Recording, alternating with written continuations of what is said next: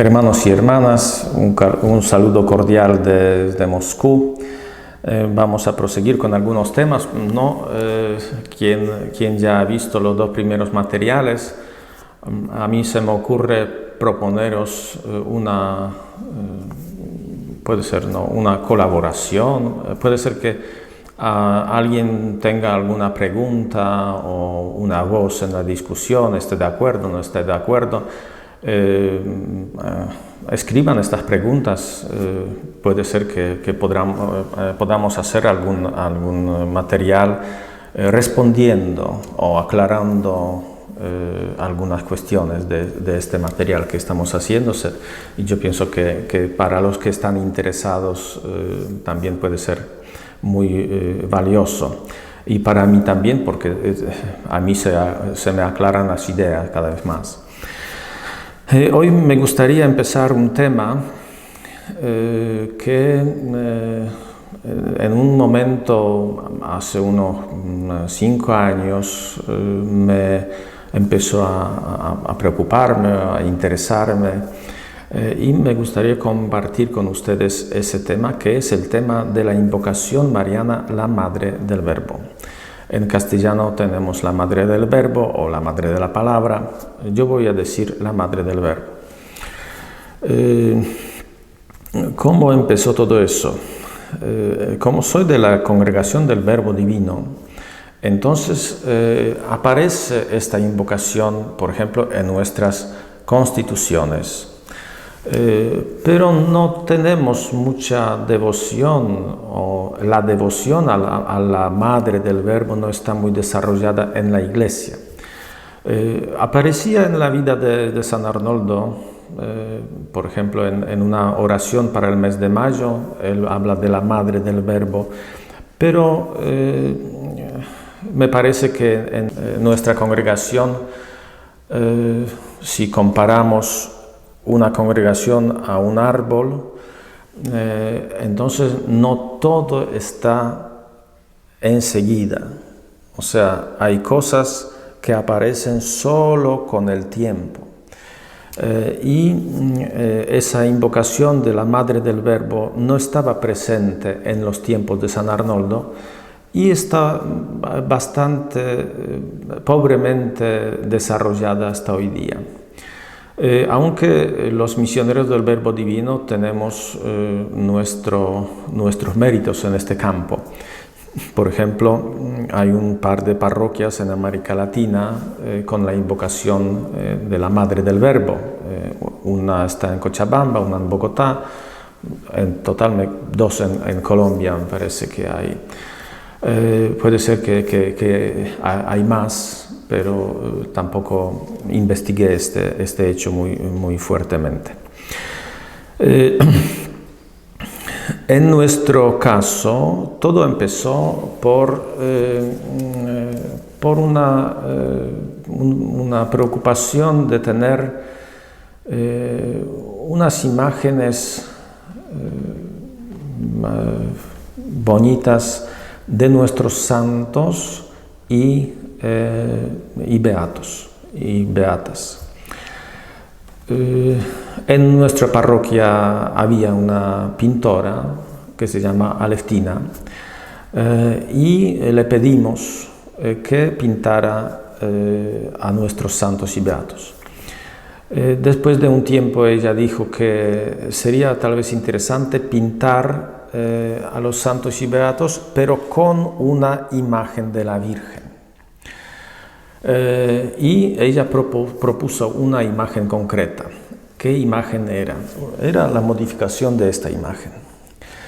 Ustedes seguramente están sorprendidos dónde está la cabeza de la Virgen, porque no está ahí la parte de la cabeza del niño. Sí, el icono estuvo profanado después de la Revolución de octubre del 1917. De los iconos de una iglesia ortodoxa hicieron el suelo en una casa de cultura o algo así. Y aquí se ven todavía los lugares donde estaban los clavos. y solo después de decenas de años levantaron todo ese suelo y expusieron estos iconos profanados. Y nuestra pintora dijo que no es bueno que se pierda un icono, y quería quería pintar un icono no igual, pero en el mismo espíritu. Y aquí tenemos, está representada la Virgen como la mujer vestida de sol, capítulo 12 del libro de Apocalipsis. Este era el principio como de trabajo. De otra fuente de inspiración sirvió este icono. El niño Jesús destruye al dragón con la cruz. Con estos elementos nuestra pintora empezó a trabajar y pintó este cuadro que lo tenemos aquí. Yo tengo aquí una imagen pequeña, me va a servir de apoyo porque, como se dan cuenta, aquí estamos trabajando con efectos especiales y las imágenes que yo muestro, pues yo no las veo porque las ponemos después en el montaje. ¿Qué tenemos en esta imagen de la Virgen y nuestros santos y beatos? Tenemos dos planos. Entonces, hay un plano rosado que es como un mármol y luego en el fondo está la Virgen con el niño. Este primer plano, dije que es como un mármol. Me gusta decir que es como algo, en la parte de abajo está la historia de la congregación, en la parte de arriba está el carisma de la congregación. A mí me gusta hablar de la historia y del carisma como de algo encerrado, puede ser algo incluso muerto. La historia está muerta, el carisma está muerto hasta el momento que una persona se deje traspasar por ese carisma, por esa historia y la haga viva en su vida hoy. Entonces, de esta forma, cobran vida las palabras de San Arnoldo, cobra vida nuestro carisma de hoy. ¿Cómo está representado la historia y el carisma? Está representado como un árbol de la vid. Aquí tenemos las raíces, las ramas, los frutos y las hojas. Somos una vid que crece. Por eso abajo están nuestros santos y yendo más arriba tenemos las generaciones más recientes. Y a la vez estos como medallones son como los soldados romanos tenían unos palos y ahí tenían unos medallones donde ponían sus hazañas, las grandes victorias de las legiones. Entonces también es como la mejor parte de nuestras congregaciones son nuestros santos y beatos. Me preguntó la pintora de dónde empieza nuestra congregación, de dónde empieza el carisma de San Arnoldo. Es un poco difícil decir. Yo explicaba que un gancho que lo arrancó a San Arnoldo del trabajo en la escuela era el apostolado de la oración, apoyado en la devoción al Sagrado Corazón de Jesús. Pero en realidad podemos decir que lo que lo atrajo y lo que expresó en el nombre de nuestra congregación es la palabra de Dios. Y aquí tenemos la Biblia y abajo escrito Coram Lumine Verbi. ante la luz del Verbo, el comienzo de nuestra oración programática. Y este árbol, a partir de la palabra de Dios, va creciendo. El último capítulo nos habla que nosotros debemos estar enraizados en la palabra. Entonces, en las raíces no solo históricos, pero también en las raíces de nuestro carisma debería estar la palabra de Dios y nuestra respuesta generosa a esta palabra. Esta es la parte histórica. Luego, la parte del carisma, vemos que tenemos como un arco. En el centro del arco pone el nombre de Dios Padre, Yahvé. De un lado y del otro, el lema que nos gusta mucho de nuestras congregaciones: su vida es nuestra vida, su misión es nuestra misión. Lo ponemos en latín para que se entienda en todos los países, o sea, se entienda sin entender, se traduzca de esta lengua universal para la Iglesia. La vida y la misión de Jesucristo, las palabras y las obras de Jesucristo. Él nos llama a predicar el Evangelio. Por eso aquí tenemos esta imagen de los discípulos que dejan sus redes y siguen a Jesús, como nosotros, llamados a predicar el Evangelio. Pone aquí, ut verbum Dei currat, que la palabra de Dios se divulgue. Del otro lado tenemos los hechos de Jesús. Él no solo predicaba, él predicaba con lo que hacía, y el hecho más grande de su vida es dar la vida por los demás. Por eso tenemos aquí a esta serpiente misericordiosa. Jesús dijo de sí mismo que como Moisés levantó a la serpiente en el desierto, así tiene que estar elevado el Hijo de Dios. Y de este lado buscamos algunas palabras y como que no aparecían fácilmente algunas palabras importantes, y pusimos unas palabras que las conocemos de la misa, que tal vez no tengan mucha popularidad en el Verbo Divino, pero que quieren llamar la atención nuestra a la mística y a la fuerza de la palabra divina.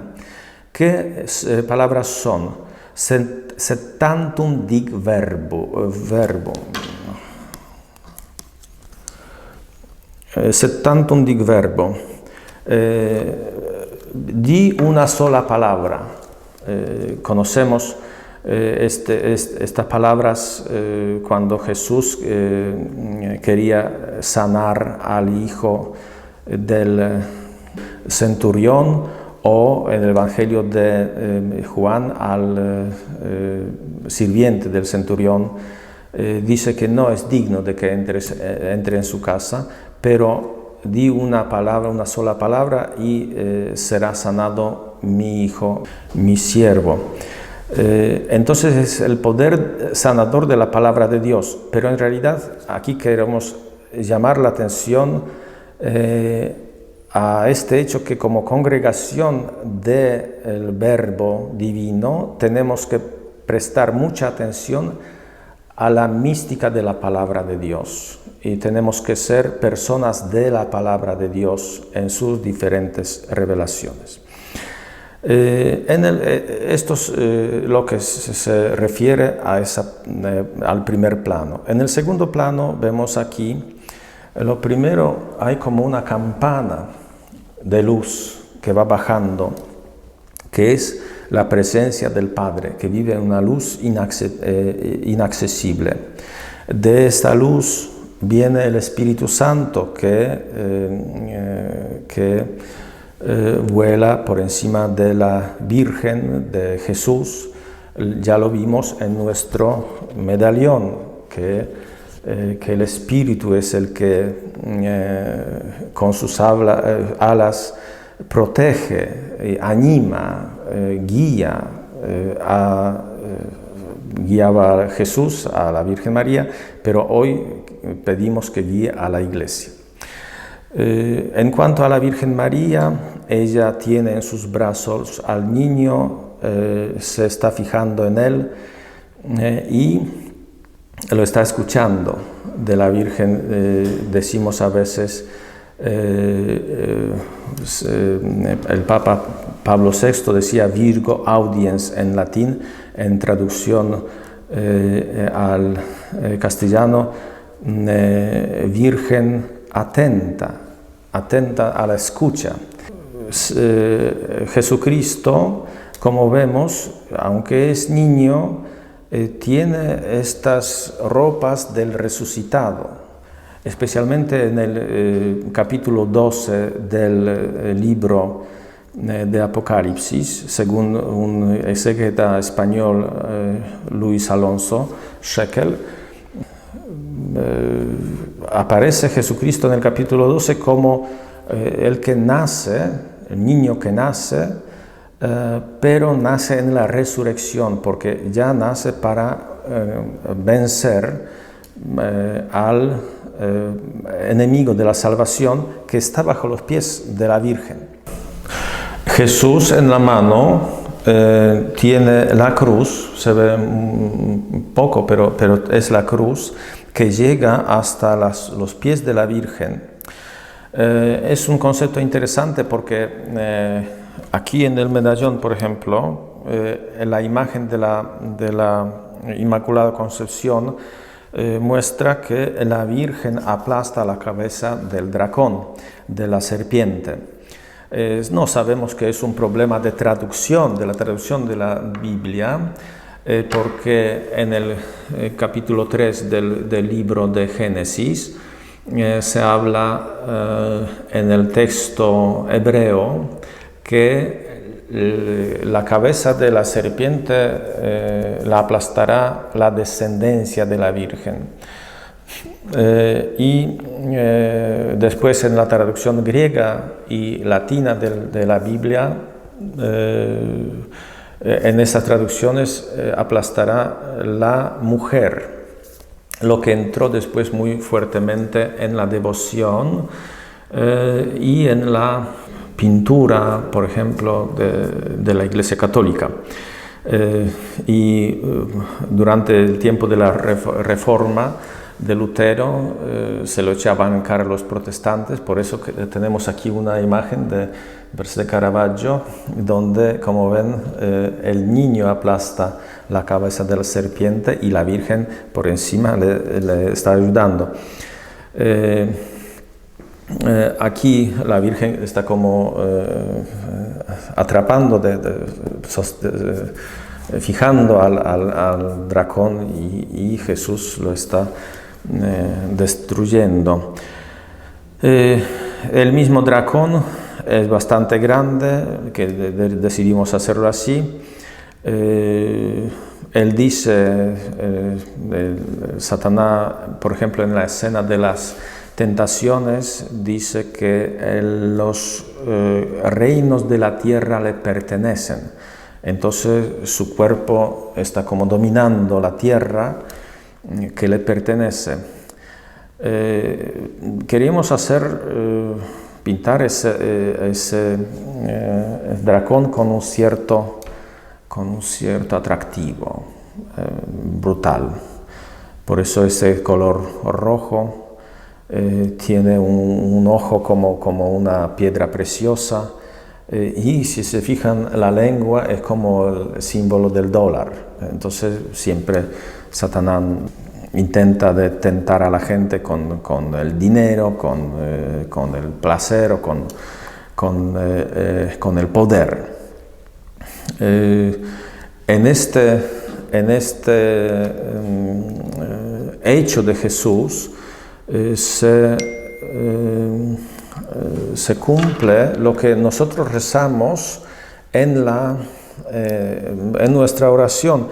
ante la luz del Verbo y el Espíritu de gracia desaparezcan las tinieblas del pecado y la noche de la infidelidad, viva el corazón de Jesús en los corazones de todos. El corazón de Jesús, bueno, la punta de la lanza tiene forma de corazón porque la liberación que nos da Jesucristo es una obra de misericordia. Y Él con esa lanza rompe la corona, que es como de hierro, una corona que parece una trampa. Sí. Rompe esa corona, rompe el poder del mal. Ahora estamos en tiempos de la epidemia de coronavirus, cuando estoy grabando este material, y también, bueno,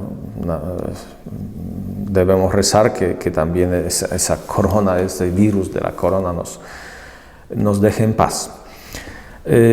Entonces, esta es la imagen de la Virgen con nuestros santos y beatos. Les puedo, si alguien está interesado, por ejemplo, os puedo enviar una versión electrónica de esta imagen, y yo, por ejemplo, hice en una bumaga bastante rígida, un poco más gruesa, hice como una tarjeta que se dobla así, y por dentro tiene oraciones, las que queramos. Aquí tiene la oración de San Bernardo, porque en esta oración aparecen las palabras "Oh Madre del Verbo". Aquí tenemos las invocaciones de los santos patronos de la congregación. Aquí, como era por los 25 años de la presencia de los misioneros del Verbo Divino en Rusia y Bielorrusia, aquí tiene algunas palabras acerca de este evento. Entonces, esto puede ser como una pequeña ayuda para la oración con nuestros santos beatos, con el Padre, el Espíritu, el Hijo, la Virgen María. Lo podemos llevar en un libro, después poner para rezar en nuestro escritorio, como queramos. Cuando ya surgió ese cuadro, entonces decidimos llamarlo Mater Verbi Divini, la Madre del Verbo Divino. Me sorprendió mucho cuando vi en la adhortación apostólica del Papa Benedicto XVI, vi ahí, son los puntos 27-28, que él habla de la Madre del Verbo de Dios, Mater Verbi Dei. Entonces, a partir de esta imagen, a partir de la exhortación de Santo Padre, empecé a analizar todo ese contenido, y con otras imágenes que después surgieron os voy a seguir explicando todo el desarrollo, y a quien le parece interesante invito para los siguientes materiales.